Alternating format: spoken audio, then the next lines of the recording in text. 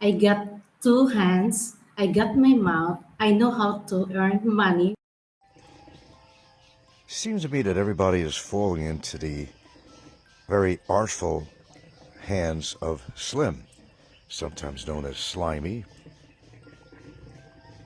and his giggly girlfriend, and the Michelin Tire Man, which is their baby. That I kind of laughed at the comments about that because I was looking at baby boy, who doesn't even have a name. His arms and legs does look like the commercial on the Michelin Tire Man. And I didn't notice it first off, but it's what they're feeding him. Um, but what people don't understand is that you're playing into Slimy's hands, and that's exactly what he wants. Oh yeah, I hear people complaining about him driving without the child seat and all that. Well, they're both responsible for that. So is she. But you're just looking at her and lusting over his girlfriend or whatever the hell she is, and not really seeing the whole picture, really. Not even close. He's a very artful, I call him the artful dodger. And what he's trying to do is get, of course, there's a clickbait. He wants clicks, he wants the views, the subs, and he's going to purposely have you play right into his hands. You guys been on YouTube enough, I'm sure, through the years, and if you can't see through this, then you're pretty dense. And as such, you talk a lot about, well, you should do this. Somebody should do this. Somebody should call the Department of Social and Welfare Department in regards to the safety of the child, which should be actually the main concern, which I think is. But it's always like, waiting for somebody else to do somebody else's dirty deeds. Barry's only in jail because of me. Everybody complained about Barry all the time for years and years and years, but the truth is, nobody's done nothing. They want to wait for somebody else to do something until it's too late. How many people could Barry hurt and so forth, and it just went on and on. But it's the same as Slim and his girlfriend, and they have a convenient living situation. It's rumored that they don't even sleep in the same bed. Okay, they're doing this for making money. She's laughing and giggling all the time, and a lot of people think that he's feeding her some kind of a fucking, I don't know, laughing gas pills or something like that. They're not looking at the overall picture. They're looking at her. Oh, what a cute girlfriend you have, or wife. And they're not seeing the whole picture. She's going along with this, what it is, basically, it's a charade. It's a charade. And he's, cleaning up at the bank with it. So, if you guys really have a concern about the baby and what's really going on in the household, it's really simple. Stop making your comments on this show. He loves it. And just call the Department of Social and Welfare Division in the Philippines, closest one to where they live, perhaps, and file a formal report. So if you care that much about what's happening, the safety of the child, people are saying on there, well, it's against the law. They're not even wearing seatbelts. Well, I don't think anybody in the Philippines wears seatbelts. That's their thing if they get into an accident. Just like they don't wear helmets on a motorcycle. You're going to force somebody to do that?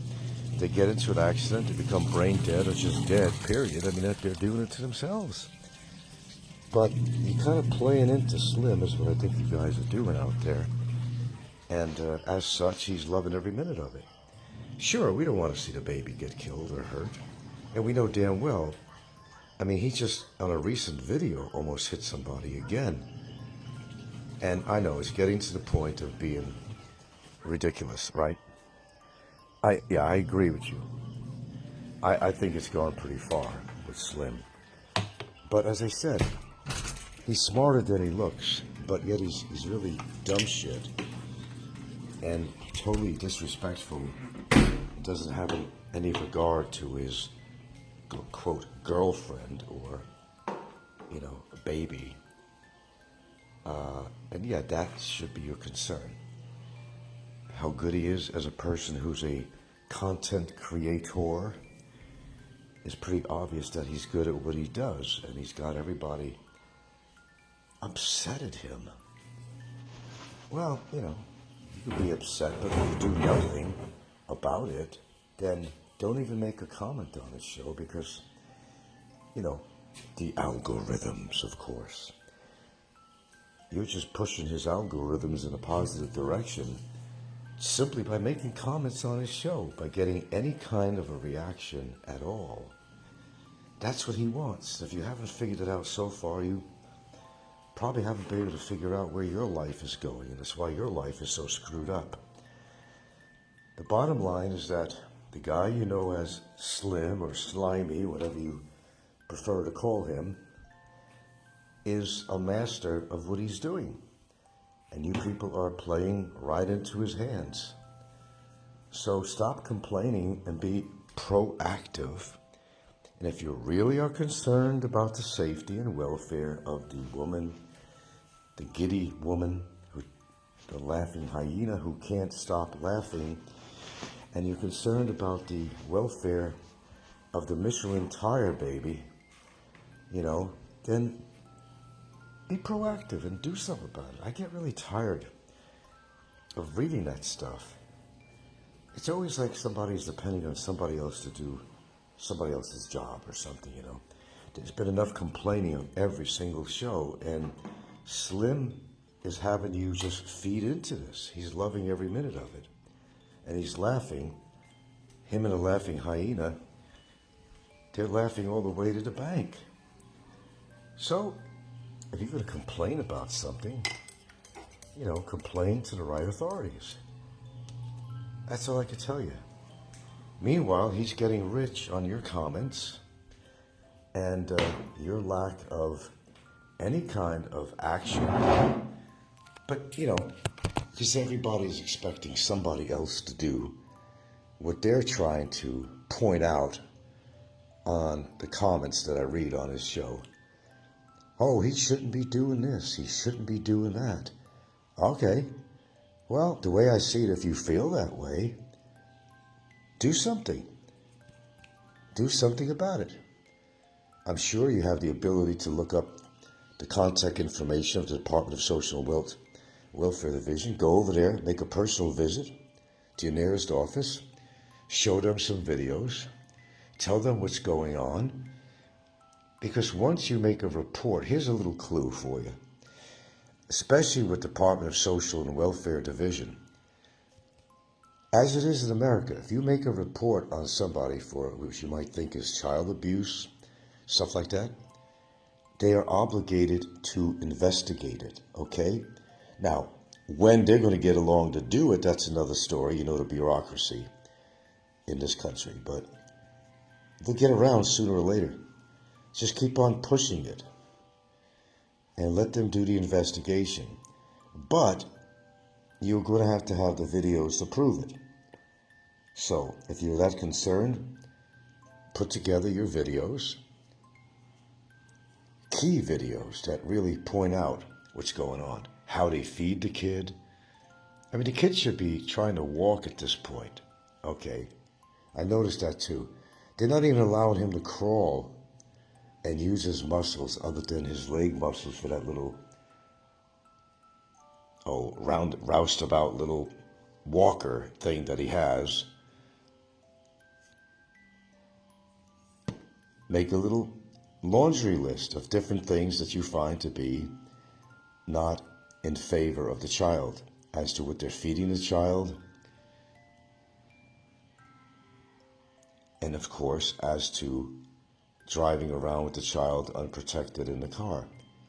Save your complaints for the right people, okay? Otherwise, stop complaining about Slim. Wrong. Some people just don't get it. Like the Aboriginal guy, Jay Stillman, who drinks so much that he doesn't have a chance to even collect his thoughts of what he could put together. Well, with somebody with frontal lobe problems, I imagine it's awfully hard. And when you have alcohol poisoning all the time, it doesn't help you to think clearly and realize that they are in a mode of self-destruction by what they say about people, their girlfriends, and so forth and so on. But his drinking takes care of all his woes. Now, for a man at his age, is still tied to his mommy's apron string, which says volumes about Mr. Stillman. One wonders, what does he really do with his time when he's not yelling at me or somebody on YouTube, or talking about their girlfriends and the size of their pussy? Well, the fact is, he's trying very hard to try to find a woman who could actually put up with him, who could see him as a man and not a clown that he is. But that's damn, what is it all coming down to? Jimbo is eating fried bugs, and his wife Dexel in the Philippines is eating banana blossoms. Wow. She needs Jimbo there right away. Here I come to save the day. Well, I think Jim is on his way. Hasn't been posting too much, but he left the great Cambodia that he's been boasting about so often. Well, he kind of spoke down to his supposed girlfriend, which never was, and things were getting a little bit too upsetting for him there, and maybe her family decided they didn't like him. Off he went. Film at 11, I'm sure. Meanwhile, Dexel is, poor gal, trying to do laundry to make a couple of pesos or put a meal together. Shame, shame. Now she does a video where she's cooking banana blossoms. And I'm complaining that there's not enough so-called comfort food around in my town that I'm used to. And then I see things like this, and I'm saying, well, I got no reason to complain. I'm not eating banana blossoms. I haven't resorted to that, and I have not resorted to eating bugs like Jim was doing. Oh, Mike's Philippines retirement, showing off his rented home. Uses the expression "we" as if pertaining to Janet, but correct me if I'm wrong, and I've been wrong before and I've been right before. Didn't she leave him? Something like that, where YouTube became more of a hassle than it was worth in her case. But no, you don't put her on camera. She's always on camera, and it had to be a reason she's not on camera anymore. But he's not going to tell you that. Oh, no. He's not going to tell you that. He had to retire his little sports shirt there hanging up Ohio State because I guess they lost. Poor baby. What does it matter who the fuck wins in a goddamn, athletic game? Unless you've got bets on it, you tend to make a little money. All right. What else is going on? Jay is doing his shit as usual. He's running a little bit scared now because he knows that, well, things are starting to happen. And, no, he will never reside, but he will never move away from his mommy anyway. She's the only one to take care of him when he has his seizures and fits. She got to be there for him. So he needs his mama. Ricky's been on the low side. Kevin did a show recently, but apparently too bad. After all this, he's gaining weight again. What was the whole purpose? Well, I knew if he went back to America, which I knew was going to happen, he's going to be around all the comfort foods again. That's why maybe it's sort of a good idea that I'm not around all the comfort foods I'm used to eating. because that could be a problem. But I have a little bit more control than some people do, and I'm happy to say that. And I'm not obese, and I don't drink. Did I ever say I don't drink? Anyway, more to come. Mordecai. Lots more to come. Thanks for visiting. Oh, there we go. The ocean. Looking awful pretty.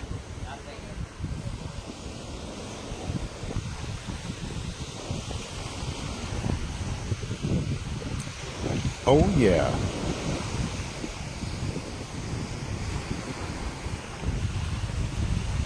Got a nice little breeze going here, and I'm going to sit down and enjoy it. Oh, I'll let you enjoy it too. For those that can't make it here, decided to come down to the beach while her son waits to have some pantsuit done. Pick up, and couldn't resist.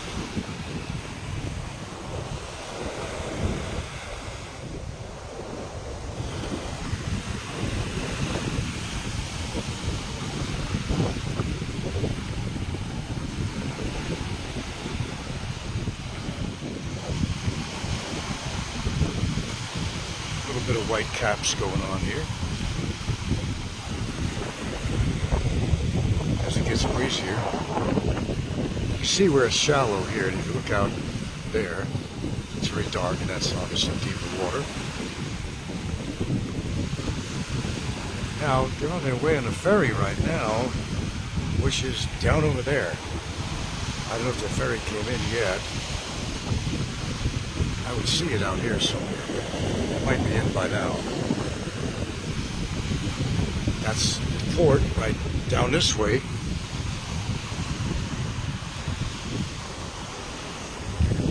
My, oh my. Look at those clouds.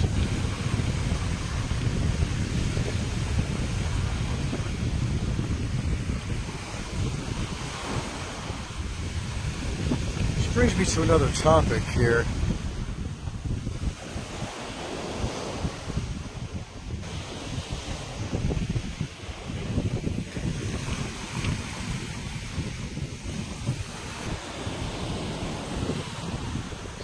It's no crime to have an opinion about somebody's on-air presence, and to bring up the topic of where's the guy's wife? When she's always made a presence on the show and she's no longer there, it does bring up some questions with viewers. Where'd she go? But then, you know, the rumors fly like anything else. She left him, this, that. You know what? One person in particular, I don't talk about his wife. It's never been really a topic matter. I talk about him. How I feel that all the stories are made up. I'm not going to retract that. Too many stories for one man that barely leaves the house to,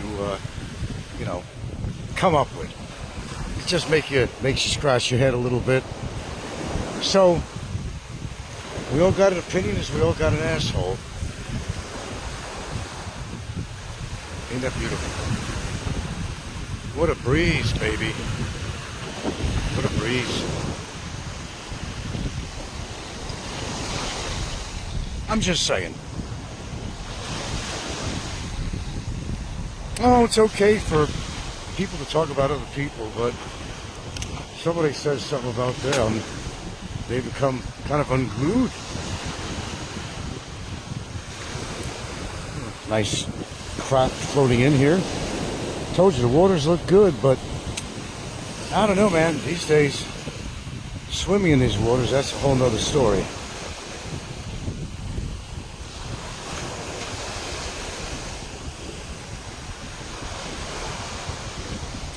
whole nother story altogether.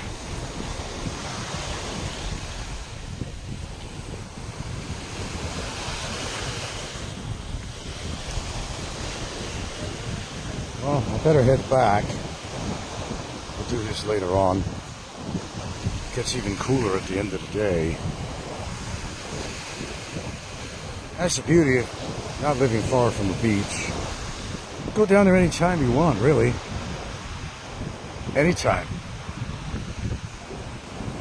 Don't have to make an extensive or expensive trip doing that. So that's the beauty of living in a seaside town.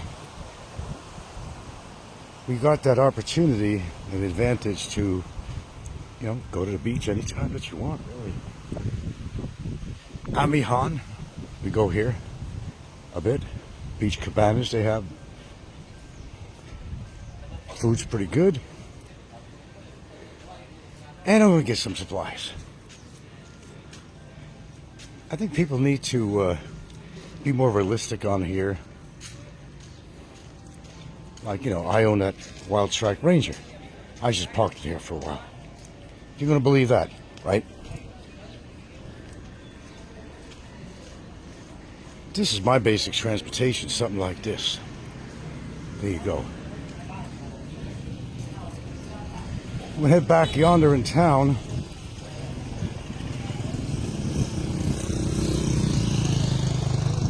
And there's garbage pickup. There is garbage pickup. They have it once or twice a week. It's not that they don't have that. Sometimes maybe not enough, but New Year's passed and there's plenty of garbage built up. There's another place all the Australians like to come.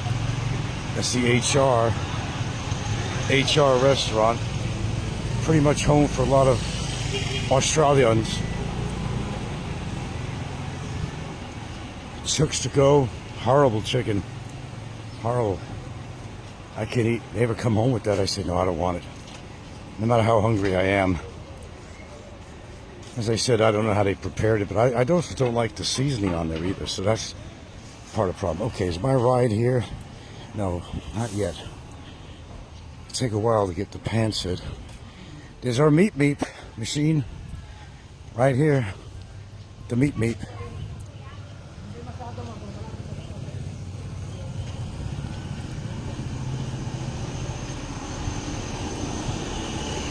Comes the garbage truck.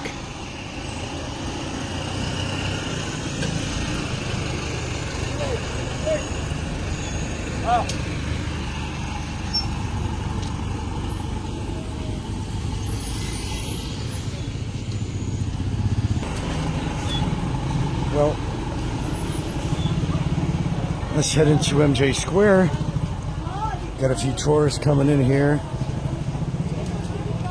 Well, they're probably going to be leaving. They were here for New Year's. So, the market's going to go pretty dead again. Unfortunately. Okay. Gilda's son's over here waiting. We'll just do a little walk through here. Panyang is a popular place here.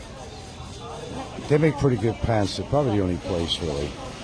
Filipino spaghetti, well, that is the sweet spaghetti sauce, which I do not eat. They have some deals, buy one, take one. Of course, there's always a lot of seafood, but I'm not really into a lot of seafood. Well, I'm not really into seafood mostly at all. Okay. Well, you see there's a few tourists here that I think are going home. Going home. They had their activities here. Everybody's cleaning up. You got to see Times Square in New York City. That's incredibly... Yeah. Does that look like me? Sort of.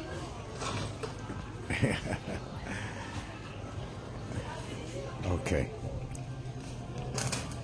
Well, not much going on here at all. Really. Okay, we're just going to turn around. I think it'll be a little while before that pancit's actually ready. I get tired of pancit too, but I'll eat it. There's nothing else. We still gotta have our cake.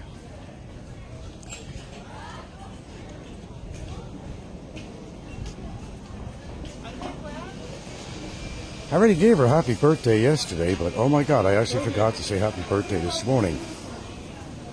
Guess I had a lot on my mind. It's just gift giving today. I'm sure she'll appreciate that. But we did get her a cake already, but we had to hold off because two of her kids are coming over today. The little one coming back.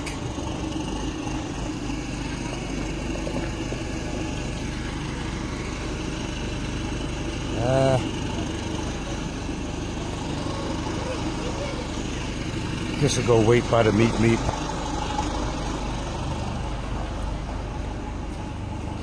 No drinking, nothing. Some good food, but I just like what other people get, let other people get drunk. But not me. Oh, there's a pungent smell around here. I don't know what it is. I guess we're just waiting the meat machine. Anyway, my little outing today, not much of an outing, but it reminds myself that I really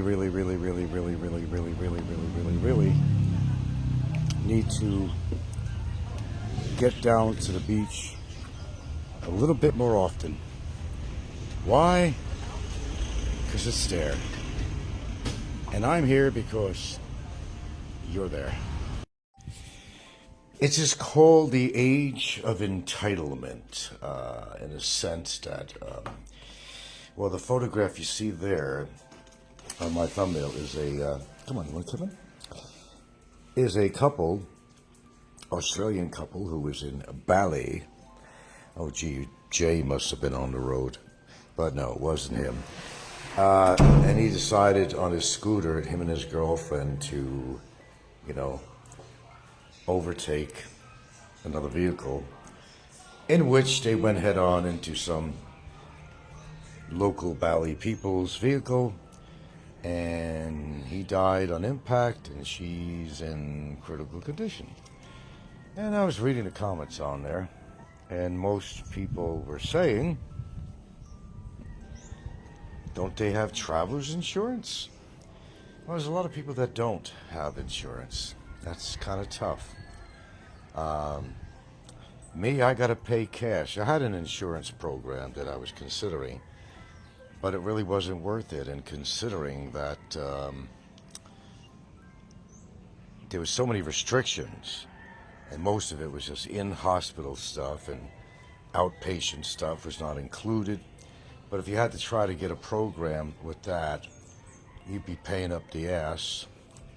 And what if you stayed healthy and didn't need any more care? I don't know. Well, there's different ways really of looking at this, But GoFundMe is the new answer, and GoFundMe's been around for a while. But they got a GoFundMe, and they wanted to raise about $50,000 for her potential, hospital costs, and they raised 51. And a lot of the comments were, as one of them says, our new entitled society. So basically, you don't have to buy insurance. Just do a GoFundMe. If you got the right cause, people will pay all your bills.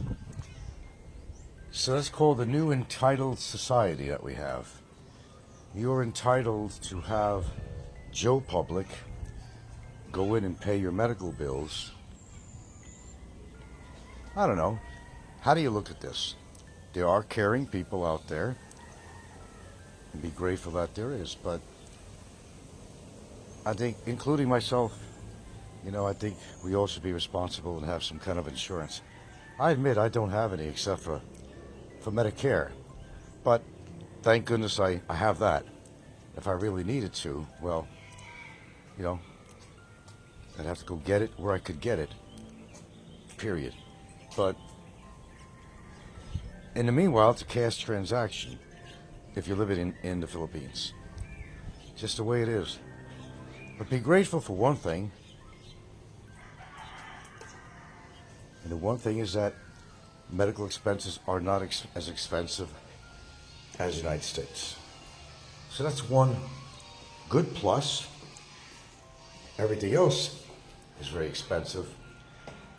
More so is the medications, and if nobody's ever been in a Philippines hospital, and I have, they'll charge you even for a Q-tip, for a cotton swab.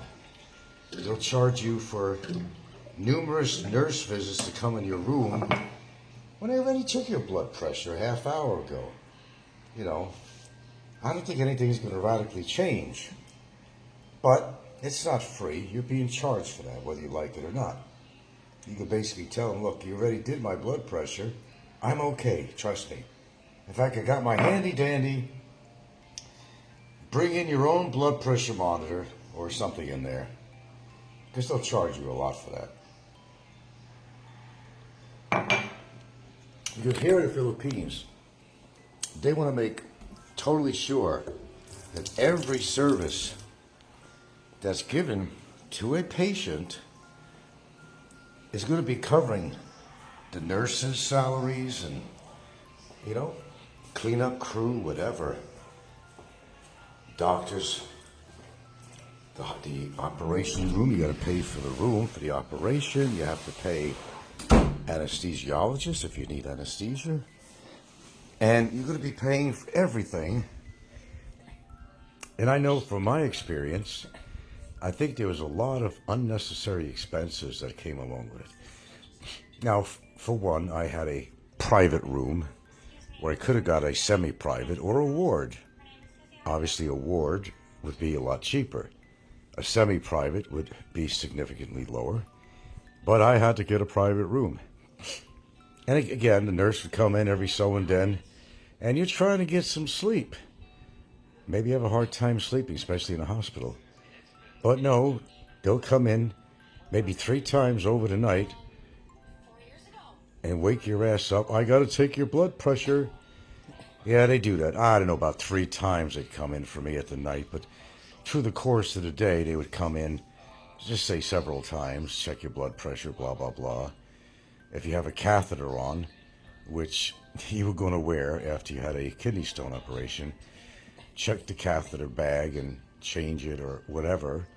Monitor to see if you're pissing or not, you know, while you're kind of grunting, saying, I want this fucking thing out of me, man, you know. So then it also has to do with you're in a private or public hospital. Private hospitals are going to charge you more. Public hospitals, just to get it straight, are not free. No, they will take care of indigenous people more so, and there are more plans available for those that can't pay the cost, but more available to indigenous people who live here, meaning the local Filipinos, than if you're a foreigner. But you still can get some help. I mean, there are programs that can help you out if you prove that you just don't got that kind of extra money to put toward all these procedures. Now, there are doctors that come from good hospitals like Changhua and Doctors Hospital and stuff that do go from hospital to hospital. A lot of these doctors do come to, for example, Vincent de Soto Hospital. You will get doctors in their professions and specialties that will come from other hospitals. So my understanding is that they do make their rounds to these public hospitals. But it doesn't mean that because it's a public hospital, the doctor still needs to receive his service fees. And if there's a use of an operating room, that has to be paid for too. He's got to basically rent the space, okay? And an operation theater, as they call them, an operating theater. So there are a lot of expenses involved with that. But it's not like you're out of hope, because you can, as I understand, at least what I know of, and I think it's true, you can make arrangements for payments and such. And contrary to popular opinion, it may have been different, but it's changing now. It did change. That they have to take you in an emergency room. It's a law. They have to take you in. They're going to at least triage you. And then, of course, while you're half dead, they're going to have you sign a shitload of paperwork. And you have to fill in all the information. You can have your partner do it and get that out of the way while you're suffering. But the good thing is, if you're in pain, they'll shoot you up with some good shit, either morphine and what's that other stuff, that street stuff that's going on. I'm not a big person into street type drugs, but it's what they use in hospitals too. And you'll get your pain relief for the moment, but every time you demand to get more morphine, it's going to cost you plenty of money. Okay. Any other special needs you might have? Oh, you decide you want to have a private room. That's going to jump up your bill. Okay, but a lot of times, before you receive a service here at any hospitals, they're going to tell you, go to the cashier's window and pay. It's step by step is how they do it here, step by step. Inch by inch, step by step. Okay, anyway. Niagara Falls. You remember that one? Okay. You're going to go to the cashier's window for your first service, okay? And then you're going to pay in each increment, okay? Your first service, okay, well, you're going to be seen by this doctor for this, okay? It's going to cost you this. The triage, you're going to pay for that, and so forth. Any other services, it's step by step. But they're always going to tell you, go to the cashier's window, number one, and you're going to have to pay for this. If they just gave you medicine in your triage, you just came in and they gave you medicine in what I call triage, and I believe they still call it that. When you hit the emergency room, they're going to take information from you, and there may be blood tests involved, urinalysis involved, all that stuff, or the initial pain treatment that starts it off, besides the paperwork, a lot of paperwork. But they're pretty good at attending you when they know you're really in pain. They're not going to make you suffer there that long, at least in a private hospital. I was fortunate enough to go to a private hospital, and it happened to be Our Lady of Perpetual Succor. Yes, it's a religious hospital, but it's not a bad hospital. The service was actually pretty good. But like any hospital, okay, go to the desk, you need to pay this for that. Then they send you separately to the pharmacy. Now, there's not just one window where you pay in a hospital. Like at Succor, I could tell you that the pharmacy is on the street level, and you're going to get your medicines. They're going to give a prescription to you, and you're going to take your medicines downstairs, street level, to the pharmacy, and you're going to pay there. And sometimes there are situations where they're going to make you go out and buy the medicine so they could inject you with it. For example, when I had gotten bitten by a cat one time, and I want to make sure I was going to get rabies, this was like my first, fucking around in the Philippines, decided to help a cat out. Well, that was a big mistake. And he bit right through my finger, so I went to the nearest hospital, which was Velez, which is in the, the area not far from Fuente and all that. And, the way it works there is that they'll give you a prescription for the rabies vaccine, your initial, I said, okay. Okay, then they're going to send you over, this is all initially now, they're going to send you over to a drugstore, and you will buy, out of your pocket, you will buy the rabies vaccination, okay? All right, you bring it back to the hospital, and they will inject you with it. But I don't believe I had to do that for the rest of the injections, because it was a 4-part series when you were getting the rabies vaccination. I have to ask my sweetie here. Initially, Gilda, remember I had to go back to the hospital and get more injections for the rabies vaccination? Yeah. They already had it there. But initially, I had to go to a drugstore and get the initial? They give you A prescription, right? prescription, and you buy the drugstore, and then you bring it back and then inject it to you.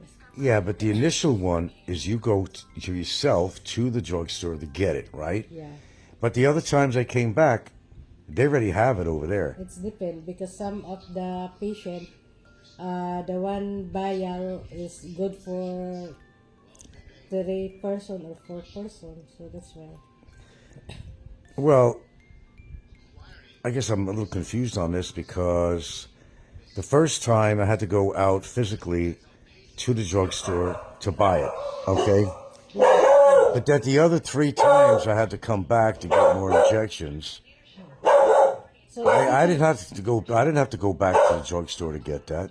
So the second one, you still have your leftover. So they give it. Oh, they just somebody, had that on yeah. paper that I had paid for this already. But then they just expect in the rabies section of the hospital, they just expect some money from you, not much. It's a donation so that they can. Donation, right? Yeah. Okay. Shh. Are they back already? Yeah. Okay. Just go in. So that's kind of it's kind of the way it works. If you wonder how it works with the hospital out here, yeah, you there was a time that I believe that 2 things actually. There was a time they wouldn't even take you in. You could be bleeding of a knife wound, and unless you had money to pay, there was a time I believe that they wouldn't even allow you in a emergency room. That's not happening anymore. Secondly, let's see. What was going to go along with that? Okay, they weren't taking you. Oh, that legally they can't hold you hostage in a hospital with guards at your door. I think that's changed too. Has that changed at all? Do they hold you in the hospital room if you don't pay them? Not able to leave the hospital? Yeah, you cannot leave the hospital if you don't pay. Okay, It's different. well that I guess didn't change. So what they're doing, and while you're staying at the hospital, and let's figure your situation is you don't have the money, you have to stay there. You know, while you stay there, and you're still getting services, and you're still in that room, it's going to add up because each day they hold you hostage in your room for not having enough money to pay or paying anything at all. Unless you write a promissory note, you know, you'd have to go through some legal If you procedure. do promissory note, you have somebody know inside the hospital to ano siya, to back up you. You can pay that one like that. So You got to go through some little legal hospital procedures if you're going to, you know, do a promissory note. You have to see somebody in the office. They have to write this out, and they're going to take information because if from you you. don't pay, so that person there working in the hospital, she pay for your bill. Right. They're making somebody in a hospital responsible for your bill? Like your referral. Yeah. So, if somebody you know they're in the hospital, so they back up your papers to become said, I know this person. I know this like that. person, So blah, blah, blah, to if back you you up a cannot pay, so referral. deduct to their salary. All right, so you get a referral. And are these people going to be responsible for your bill if you don't pay? If you don't pay, so So if you got somebody who's going to back you up, they're going to ask for somebody. Do you know somebody that could vouch for you? because Okay, you cannot that's what go you're out saying. if you don't have a referral person. Right, then they won't. But your bill is still going to go up every time. I mean, the longer you stay there. So you really are imprisoned, actually, in the hospital, you know. No pay, no play type of thing, you know. You pay. And you're not going to leave the hospital without working out some kind of a payment situation. Either they're going to want a down payment of something, and then you're going to do some paperwork and promissory notes and all that legal like, or you don't have anything to pay, and yes, you'll have to go to somebody in the I tried hospital. that one before Yeah. because I get money, but it's Sunday, so they don't have a bank. That one is the. For example, if you had to go to the bank and they're closed on Sundays, well, you have to remain in the hospital, even if you had the money to So pay. they get a promissory. They won't do shit for you. In other words, they won't do shit for you. I mean, well, I had to get prescription glasses. I really got the wrong type, really, too, though. When I went there, you know, they're not gonna, hey, okay, we're gonna order these glasses. Come by, then you could pay for it when it comes. No, you're gonna prepay for those glasses. You're gonna prepay. We had to prepay for my prescription glasses, okay? And then they order it. Because they're not, the hospital and all their services and professional services, they're not going to put the money out for you and hope that you pay and hope that you come back to get your prescription glasses. They're not going to take that chance. You may change your mind and then they're going to be stuck with the bill. So let me tell you something. When it comes to business people in the Philippines, they're very businesslike. You're not going to get a break from most people and from services. Sometimes you do. My, well, I don't know if you can call him a nephrologist. I had a doctor that was dealing with me with, I see she's coughing now. She got a flu or something. He was willing to reduce his operating cost, a little bit for us. And it probably wasn't reduced because that was probably the normal price, making us think that, okay, we'll cut you down on the bill a little bit here. But no, not really, man. It's what they'll tell you. But whatever their price is, that's what you're going to pay. And you may think differently, but I told you, they'll get you for a Q-tip. They'll get you for a cotton ball. They'll get you for even bringing in more toilet paper in the bathroom there. You are going to pay, and pay. That's just the way it is. No stone is unturned. We have an itemized list that we got from when I was fucking around with the kidney stone situation of 2 times let's see, 1, 2, and then another time 3 times in the hospital, actually, 3. Because the last time is where they use lithotripsy, which is, it's kind of a vibration device set up and that, kind of busts down the stones with vibrations, basically. So actually, there were 3 times I had to go in, at least 3 times. And they'll get you for every single little thing. The technician's got to be paid. It's all coming out of your pocket. Nothing is for free. And as far as the public hospitals I was talking about on here, like I said, it's not free. And a lot of people think, well, yeah, if you don't got money, go to a public hospital. It's not free. It's just reduced than what you would pay in a private hospital. What's that? And what do you need? You can talk. I'm just doing a recording. Hi, they got nails problem again. You got a nail problem? Okay. A steel nail that you bang with a hammer or your own personal nail, Sky? Okay. Lights on. Oh, your finger? Okay. You're always getting thorns or something in there. I've noticed that. Anyway, that's my little education on that. I don't know. We have an entitled, more so ever now, we got an entitled society.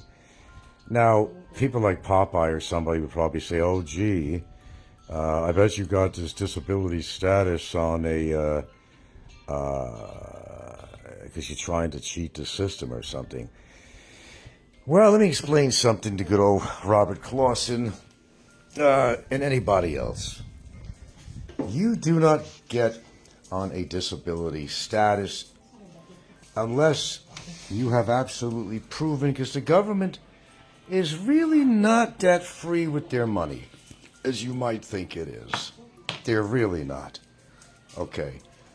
Now, no matter what your disability status is, they have to test you and retest you psychologically and physically, in case you didn't know that. And you have to be an award-winning actor, or you have to be just really sick to get it. People like the Bummer and all that, who claims that he has back problems, but has never proved it. Man, I could take out tons of paperwork and x-rays and CT scans, and if you want to see a pretty fucked up spine from some scoliosis and all kinds of vertebrae problems, spondylolisthesis, and you name it. Well, let's say that I got mine on a physical thing. I'll show you the proof if I'm not going to show anybody. I have it right here, but I could show you if I really wanted to. So basically, there are people who do cheat the system, Robert. There are people who do that. And I know one of them out there that certainly has. There's probably lots of them. Now, they were lucky to get away with it, I think. And they were convincing enough. But if it's something physical, you're going to have to get those MRIs. You're going to have to get the CAT scans. You're going to have to get the x-rays, ultrasound, whatever. And you're going to be tested. Okay? And they will test you. Because although these Republican types all think that people are looking for a free ride, like Popeye thinks everybody is looking for a free ride, or I'm looking for a free ride, Popeye keeps on talking, gee, you know, and by the way, I was 48. I'm not on a disability anymore. I'm on regular Social Security, by the way, Popeye. And I was really about 48 when I did get a disability status. It has to do in combination of what is your line of work. So predominantly the work that I did was labor work. And a lot of my work was actually heavy duty in most cases, historically proven. Okay, if your spinal structure and so forth and so on would dictate that you can no longer do that kind of work, which is your livelihood. Like, you know, you were a big hero in the Navy, Popeye, right? Mm-hmm. You were a big war hero, right? So you feel you want to be rewarded for your heroism, right? And you want to be paid appropriately for it. So if you got a disability status, there'll be a differential in pay. You know, for example, if you got hurt on the job, or, you know, tripped over your mop on the deck or something, I know you're going to run and collect that right away. I don't have any doubt that you would run and collect that. You know, I'm sure you were probably able to work. But then you went for the Parks Department. Now, according to what you did, maybe you picked up condoms, Popeye, for all I know. Maybe you picked up condoms and sprayed the pigeon shit off the statues. Whatever you did. Anyway, point being, the government, especially these days, more so, you're not, you know, you may have to apply 3-4 times to convince the government that you are disabled. Okay, and just like the other thing, Pops likes to say that, oh, I'm a Dodge drafter. That was one of the better ones. Well, Popeye's such an expert on the military, he would know they're not going to induct you in the army, if you can't hear good in one ear. It's critical that they're not going to take you in, poops. Oh, that's just an excuse, Frank. You went and got yourself deaf in one ear because you didn't want to get into the service. Get a clue, Popeye. Get a brain and get a clue. You're not going to be in the service even if you volunteered. You're not going to get in the service if you have a hearing problem. And also if you had a visual problem. Chances are you're not. So do a little research, poops, before you make these absolutely lame-ass statements as far as Frank is a Dodge drafter, you know.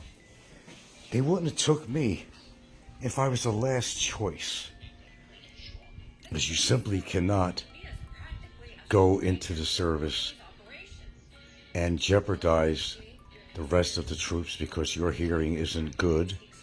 And that could get people killed if you're not aware of your surroundings. Could get you killed besides your little workmates. So just to kind of clarify that, I thought I'd mention that too. Well, I hope this video has been informative. Almost 80%. People in the prime of their health with clogged arteries. And what's more shocking, 20% of them already had more than 50% blockage. So the first point is atherosclerosis can attack much earlier than you imagine. And now pay attention because very few people know this. How do plaques cause heart attacks and strokes? It's not always the largest plaques that are the most dangerous. Smaller plaques can also be fatal because these small plaques can rupture. Let me explain. When a plaque forms, it's covered by a wall. Think of a plastic wrap you use to cover food.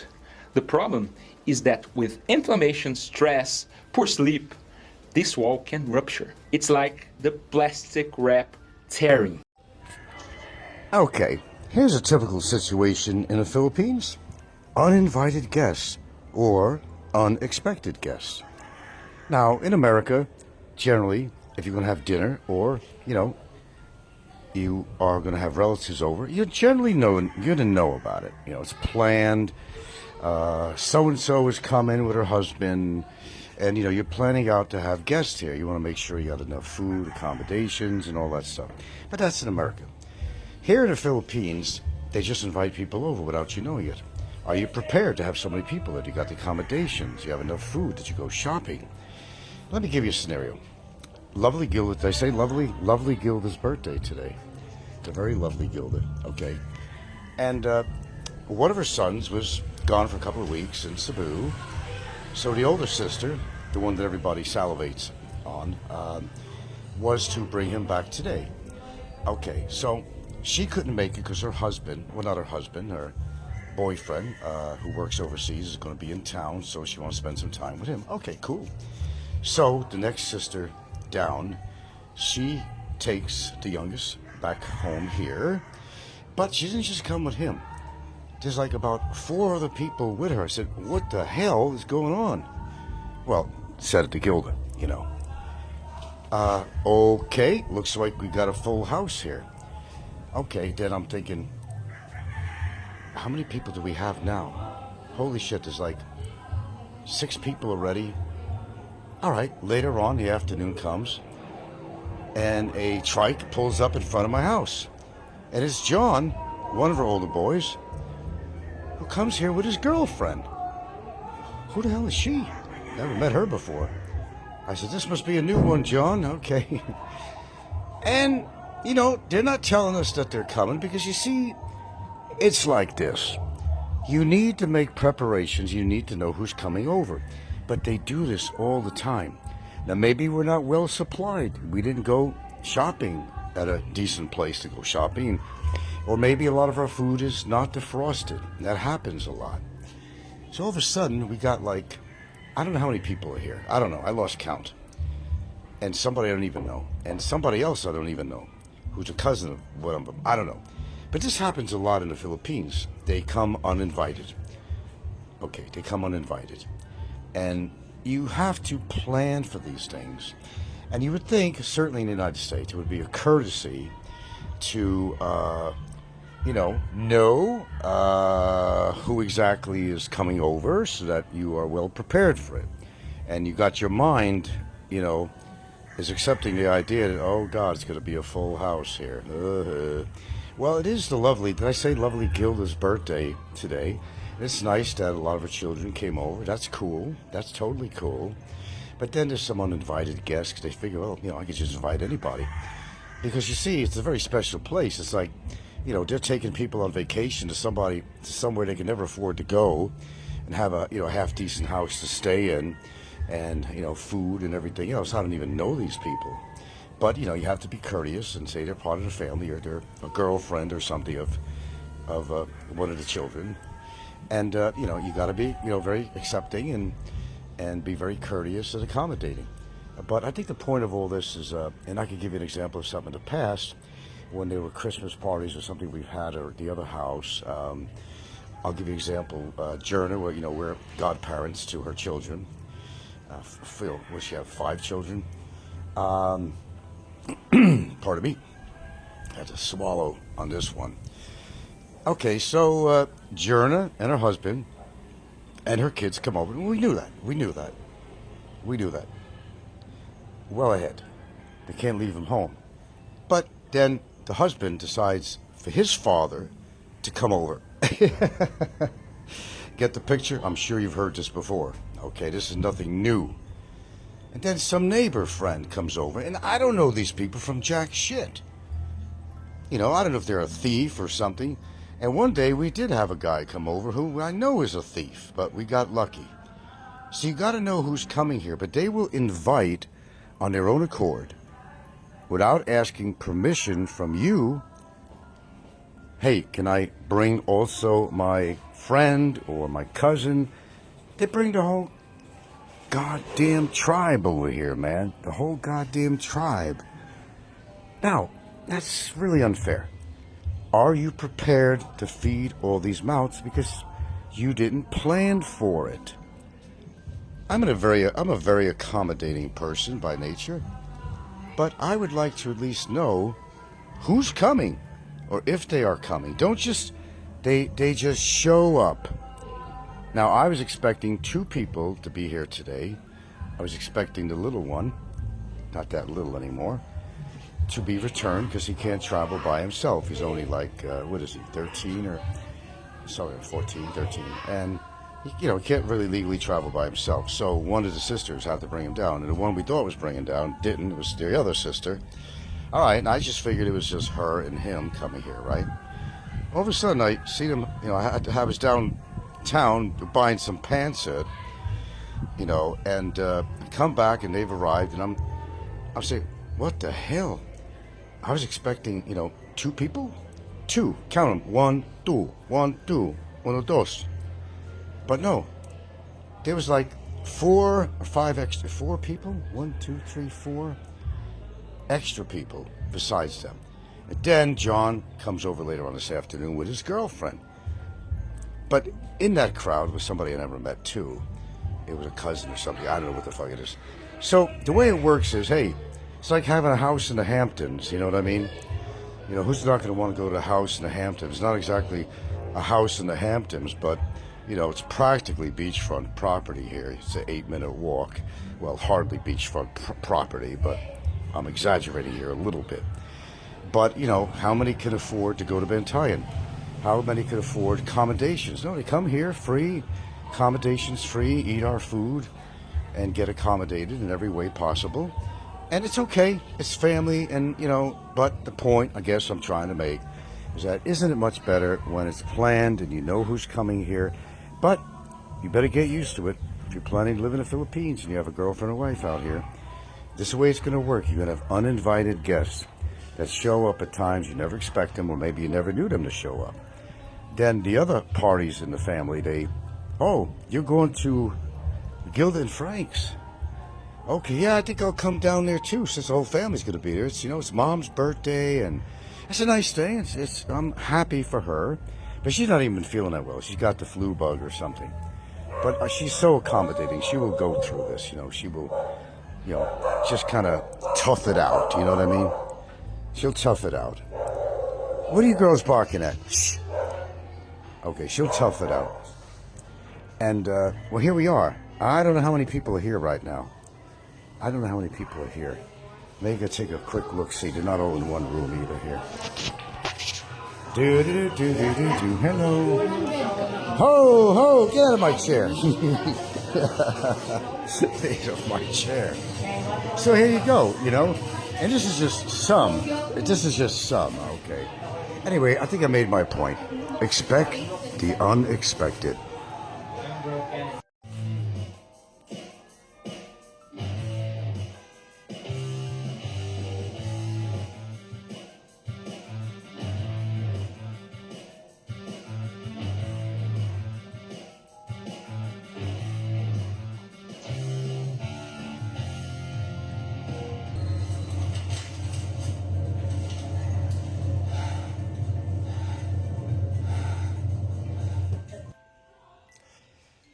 I don't know what's happening in the Philippines.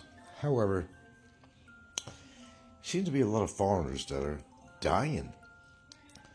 No, not just vloggers. We've had plenty of them. Some we won't miss. I was listening to some guy's channel, forgot what it's called. he always comes in with different things going on with Philippines news, Vitality, all kinds of people who's been sent home, immigration, this, that, a lot of different shit he talks about. Well, I know there's another guy, not a vlogger, but 45 years old, found dead on his bed. It wasn't a fancy place at all. And I guess he worked at home doing call center type of stuff. Now, I don't know what's going on, is that people are coming out here with pre-existing health conditions. Oh, what the hell is going on? But this guy was living alone. He's only 45. And I guess that he was able to do, I guess you could do call center work. He was doing call center work. But he was able to work at home. A lot of the common denominators that I'm just finding, it's astounding, actually. Because a lot of people are genuinely lonely.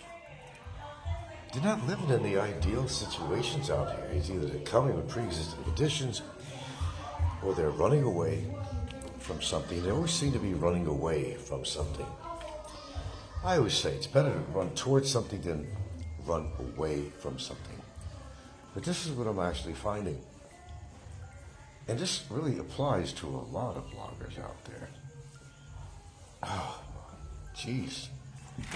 It's like a fucking plague or something.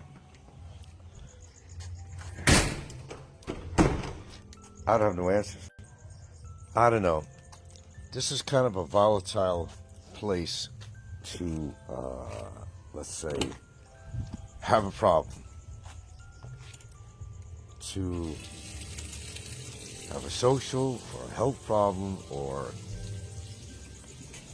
I don't know, as being a last resort place to live. But there's a lot of reasons why they move out here. You know, like I say, well, you know, it's usually the women, and either the women screw you over, and that's what gets you in that kind of trouble. Like recently, there's this chick, Carrie something, and there's another one, and they seem to be rescuing foreigners. And I was thinking, you know, there's a lot of Filipinos that need to be saved too. And she's a Filipino that's doing this. And that's cool, like I said before, that she's helping people, but a lot of these guys are waste cases. They come here in under the most unfavorable situations, with no money at all, maybe not even a pension. Well, maybe they came with some money and they thought it was going to last, and maybe they didn't understand that they can't work out here unless you get special permission to do like a call center thing, if you speak English. That's a plus. Or thinking that they actually can find a Filipina that's going to support them. That's not going to happen. I just don't think so. But I'm hearing more and more cases of people coming to the aid of foreigners. That's not the way it's supposed to be. Well, how is it supposed to be? Well, generally, you should have your act together, one form or another. Have a pension, have Social Security, both, whatever. Add military to it if you can. But, you know, at least be in a position where, you know, you're not going to find yourself on the streets and don't want to live anymore. Now, this one gal who likes to go on the rescue of foreigners, and that's how she gets her views and clicks and everything else. That's her little, you know, that's her little thing, her niche, you know, niche. I think she gets the attention that she wants, you know, from doing so. And making a little money. Why not, right? But like this one guy, you know, from when she first approached him, he was laying there in a dirty area. He had a dog, a wonderful dog. And people in the live show, they were just all wanting, hey, I want to adopt that dog, Very friendly and perky and cute. And he was just kind of laying there, had his shoes on, and he didn't want to be bothered. Oh, I came here because I want to help you. He kept on putting his hand flat out, meaning, no. Well, we bought you some, McDonald's food or whatever she had for the whole slew of food. He didn't want to eat. He didn't want to eat. Had his hand out, same position again. In other words, leave me alone. I want to die, is what it was. Now, again, when I talked about this particular situation, when in another show, actually, it's worth mentioning again, well, there's actually another situation, but similar. And a lot of these guys, they decided they didn't want to help. Now, pictures were shown of the guy before he was in this position. Somehow they got pictures. Oh, clean cut, everything, dressed nice, looked like a businessman or something. How the hell do you go from that to that? That's what I want to know. How do you do that? How is that even possible? But it is. How do they get themselves in these situations? Insane situations. Where, you got a good brain going for you. You're mentally healthy, physically healthy. Keep up your appearance, everything. To be on the street in the corner, laying down, wanting to die. Who did him wrong? Somebody did him wrong somewhere. What happened? Did he lose his fortune to another Filipino? We're hearing these stories all the time. They're real. They're not just stories, but they are real. I assure you, they're real. Because they're happening. Are Filipinos doing that much damage to foreigners? They get to the point they want to kill themselves? Well, after all, their money's gone and took them for everything they were worth? Or maybe they went into depression after a breakup with a Filipina. Maybe that's something that happened too, and they couldn't handle it. They went into an emotional breakdown and maybe lost money in the process, which made them even more depressed and not caring about anything. They just wanted to die. Now, how does somebody who's so damn healthy, good-looking person, together, nicely dressed, haircut, the whole bit, smells clean, looks clean, living a clean life, how do you get to that point? Age-old question, well, it's becoming. How do you manage to get in that position?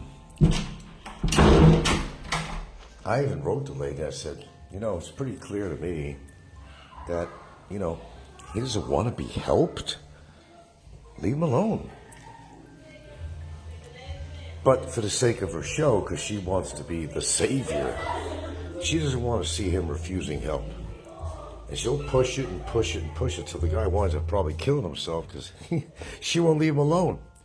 Because she has ratings on her show. She's got to get her ratings on her show. That's how bad it's got on fucking YouTube. Everything is your ratings, algorithms. I talk about this relentlessly. Everything is ratings. I got to be the savior. I have to be the savior of this man. I am going to get this man off the street. I'll find out who his relatives are. I'm going to help him out, which is a nice thing to do. Please don't get me wrong. But when you get somebody that doesn't want to be helped, do you push it? Is it your obligation to push it? Is it? I don't think so. I don't think so.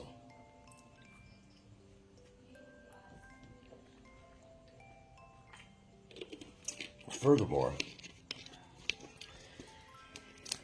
I think it's, if it was, genuine from the heart, she really wants to help people, but she's gearing her focus toward only what? Foreigners. What's with that? Only foreigners. Oh, there's plenty of Filipinos that need help out there. She should start helping her own people. But I can't refuse somebody who's desperate in the streets. Well, I say, honey, there's a lot of people desperate in the streets that are mostly Filipinos. They're the one that needs the help. Now, how do you really look at this and say, well, you got to be compassionate, no matter who they are? Well, yeah, okay, I buy that. But you're just concentrating on what? Homeless losers. A lot of them are losers that came under the worst circumstances to come to the Philippines. They were stupid enough to pretty much get, screwed over by a Filipina that had something more than love in mind. Now, this guy was only like 45. This one guy that was found dead, it had nothing to do with this chick, with her show, but this one guy was found dead in his room. I don't think he was dead too long. Alone, a crappy abode, and a computer to do his online work, which I guess kept him sustained, because I don't think he had any other income. Now, the other guy that was actually in the street, the one at this chick's channel, that's what she does, want to be close to God and do some score pointing and all that stuff. The guy won't be left alone. I guess you can't force somebody to change. You can't force yourself on somebody to help them if they don't want to be helped. That's why I look at it. Sure, it's sad. It's absolutely sad that they even got in that position. And who knows how many reasons or seasons or whatever they've got into that situation. But if they clearly don't want to be helped, you don't force yourself on them. Hey, I don't care, man. You're going to eat that fucking thing if I have to shove it in your mouth. We're here to help you. We're here to help you. Well, I'm here to help my viewers too, but I'm not going to force my shit on you. Either listen to my channel or you don't. That's just my philosophy. Okay, many do. That claim they don't like what I have to say, but they come and listen anyway. I don't force anybody to come to my channel. The same if I was in that guy's position. He's somebody that clearly gave up on life. Now, you could always call if they can, like an ambulance, bring him in, and I don't know what they're going to do with him. He doesn't have any money. Where are they going to take care of him? Who's going to pay for his hospitalization? And who's going to pay for his mental health evaluation or services in mental health, treatment? Nobody. So he'll wind up on the streets no matter what. They'll probably get him in a position, if he was to be put in a hospital, he will get into a stable. I guess get him stable. Get some saline into him, get some dextrose into him on a bag, and get everything flowing, his blood sugar to the right level, sustenance. Then they'll just throw you out of the hospital bed right back out on the street, knowing that you can't pay. Or they'll hold them there and do what they do with everybody else until you can find a way to pay. You're going to stay here. Well, it's good for him because, well, he gets a room and, there's a shower there and everything else, according to how they look at it. But the bill is going to keep on adding up. It's bizarre. It's just bizarre out here in that way. Bizarro world. Yeah. You can't help everybody on the street. But I think, it's a compassionate thing to do. Please don't get me wrong on that. But again, if somebody doesn't want to be helped, not much you can do. But please let it be a situation where you help him because you really, really care and not, more concerned with the ratings of your channel because you want to make money on somebody's misery. When you want to make money on somebody's misery, you're in the wrong. You're not doing it out of your heart. You're doing it because you want to build up your channel and you want to make money, money, money. It's all about the money, money, money. It's all about the money, money, money. Ain't it? That's what it's all about, the money. But I think if somebody doesn't want to be helped, you just did your best and you kind of leave them be. You let the authorities should do that. Let the authorities know about this guy and see what they wish to do and let it go from there, but not force your way on there. So there's a lot of foreigners that come out here that you don't hear about, and you might hear it on somebody's show like I did, that come out here with the best intent, and hope to have a life, and then they meet all this adversity, and as I said, it could be 100 situations, really, or dozens. You thought you met the right person, didn't work out, they took you for your money, took everything you own, and even the money out of your bank account, because you were stupid enough to give them a card, but they were left with nothing. They had no way of surviving. They wasn't begging on the streets. They never figured in their life they would ever be in that position. In fact, they probably moved away from their country to live a better life than they were living there, because the expenses were so much, and their pensions, whatever they had, just didn't cover the cost of staying in America or wherever it might be. And then they find themselves in that position. And it's happening all the time. What's the 10? Okay, I'm good. Yeah, I think I ate something and possibly got some mild food poisoning. Yay, I know. I hear you now. I don't know if it was the goddamn shomai I ate earlier today, or it was these chicken wings, basically, that I had a couple of them. It didn't taste right. It just didn't taste right. 45 minutes later, I'm getting cramps in my stomach, and, well, what follows that in the CR, which wasn't very pleasant. And one more time, in fact. Although I'm feeling good now, maybe I was lucky that it wasn't anything terribly bad, and I didn't eat a whole lot of it, but I ate a lot of shomai. You see, the thing is with shomai, it's supposed to be steaming in this metal pot. You've seen the stands. I'm no longer buying that anymore. Where did you, who's the person you bought the shoe? Yeah, the one that's near the drugstore, that's why. That one there. You know, the one near the drugstore? Maybe they didn't steam too much. Yeah, You see, I've talked about this on shows too, where, the only food I buy from a food stand is usually, like, for shomai. And it has pork and beef in it, whatever it has in there to make shomai. I'm not sure what they put in there. Generally, I've never had a problem with that before. But it could have been from that, or it was the chicken. Because I said to Gilda, I said, afterwards, after I had the runs and everything, I said, this chicken is not tasting good. It's just, it had a horrible taste. Should I just throw it out there for cats to eat? I hope they don't get sick. I don't know. I hope they don't But get... I ate that one. Well, since you're not feeling good, you don't need any worse problems. I don't know.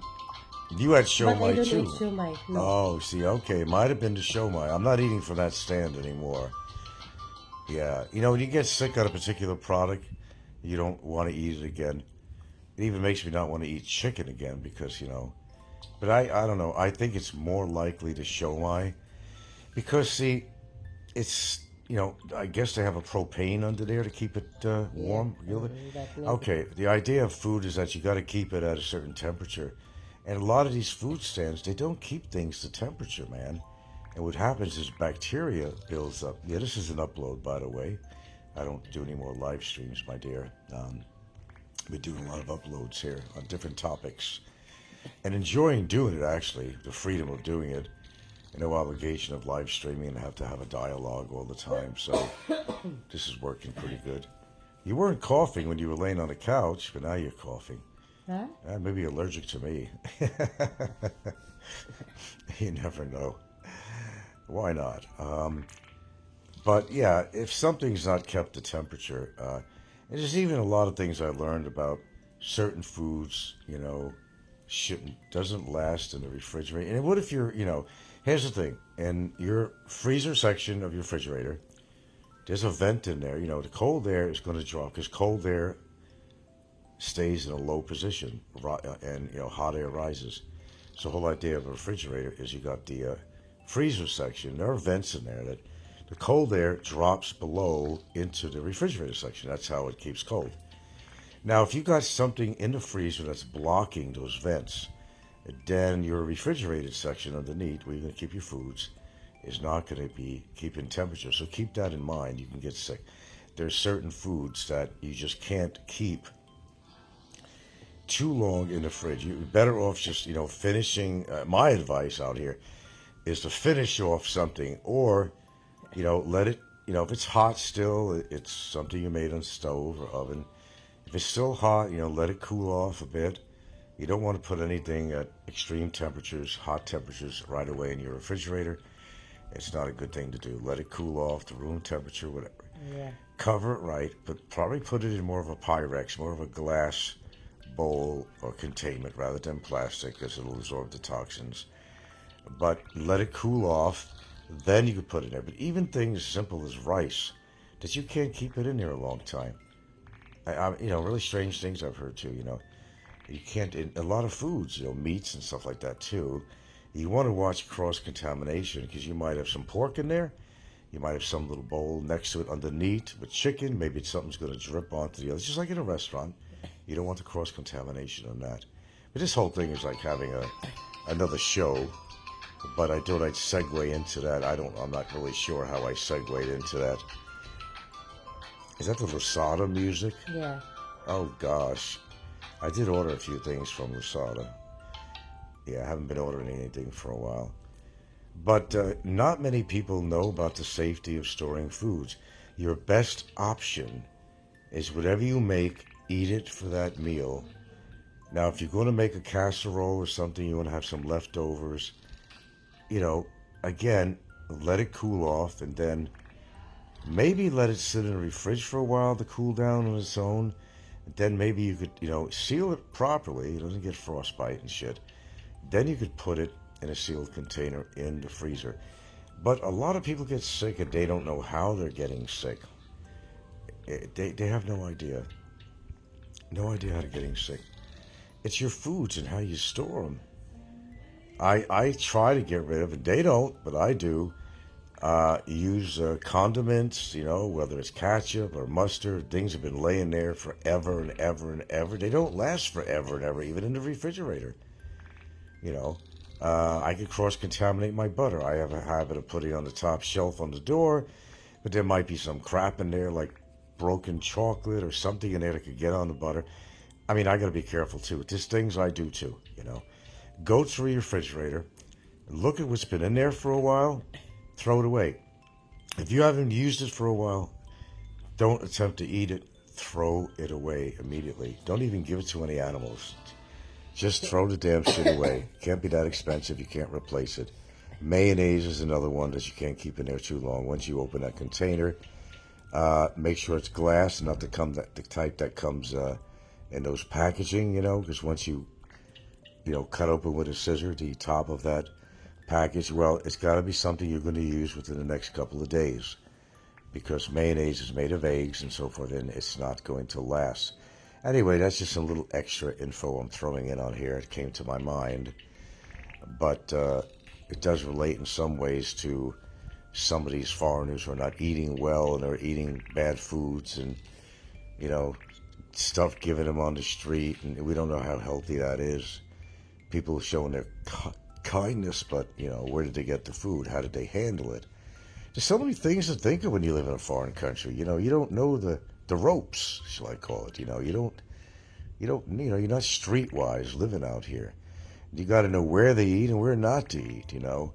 A place could look clean as shit and say, "Wow, this looks like a nice restaurant," but did you ever go into their kitchen and see their kitchen? Probably not, right? You don't know what goes on in the kitchen and what the workers are doing. As I said, this is just for your own safety. And, some people think, well, Frank talks about this shit with bacteria and all that. Well, you have to if you're living in a third world country. In fact, I got to renew some of my vaccinations. Maybe the hepatitis ones. I've had them, but I think I'm overdue for them now. You just can't trust any restaurant out here. Now, if you've eaten at a restaurant, and you've eaten there many times before, and you haven't had any problems at all, I'd rather go with that. But it doesn't mean that you won't have a problem. Maybe you got a new staff member in there, a new kitchen worker. that, doesn't exactly stay very hygienic, doesn't wash his hands after he uses the CR. You're facing all of this stuff, man. So yes, it is dangerous for a foreigner. It's within the topic. It is dangerous for the foreigner to live out here. There's so many things, there's so many adversities you will face, whether it's with the government, whether it's with the food you eat, people that are awfully desperate that might rip you off, flashing money around, not watching yourself near an ATM, lending people money, and they're used to getting it from you. Then when you don't give them anymore, they turn on you. There's so many horror stories out here. There's also wonderful stories too. But we're just kind of going dark on this broadcast here. Some of the dark things that are going on out here that people just don't see. Okay, I'm not saying you shouldn't help a foreigner that's in distress. Most foreigners would help another foreigner when Filipinos may not. Okay, and you probably should at least find out their situation. How did they get in that situation? And maybe just ask him, okay, look, I can't save the world, but what could I do for you right now? Could I buy you something to eat and drink to help you out? If you happen to be in a position, you have a few extra bucks in your pocket to get them on their feet a little bit. You don't know if they're just going to take that money and buy a bottle of Tand away. You don't know. And that's not helping them. There's some people that you just can't help. Okay? Stupid is, stupid does sometimes. Sometimes, you can't fix stupid. So you have to give up and say they're on their own. Sorry, bud, I'd like to help you, but I'm not going to give you money. I'll give you food so you could eat. That's what you do. Because if you give them money, they're just going to go out and buy a bottle of booze, the cheapest wine, the cheapest liquor, rum that they could buy. Yes, even the foreigners, Can't blame all that shit on Filipinos. A lot of that drinking goes on out here. A lot of them are alcoholics as well as the foreigners that come here. If they find yourself on the street like that, laying in some corner, looking like you're fucking dying, of course you're going to wonder, hey, what the fuck is this guy's story? That's a foreigner. You're not supposed to be in that position out here, but they are. And you're hearing more and more stories. The world is getting more closed in, folks. It's becoming a smaller place as the population grows. More demands for natural resources. More need for more money. More need for more money. Short story on this. I was reading some of the stuff going on in the town I lived in Hawaii. And people were just asking if this McDonald's was shut that day on New Year's. And some people said, oh, maybe they shut down, this particular branch. It wasn't a good location. But they thought it was closed. And they said, yeah, well, and they were making a lot of shit comments about what McDonald's food is made of. So a girl who worked there said, well, I don't really like hearing people talking about, this job is sustaining me so I could eat and pay my rent and survive. Yeah, I think that's it. Use the glasses and here. That should say citrazine.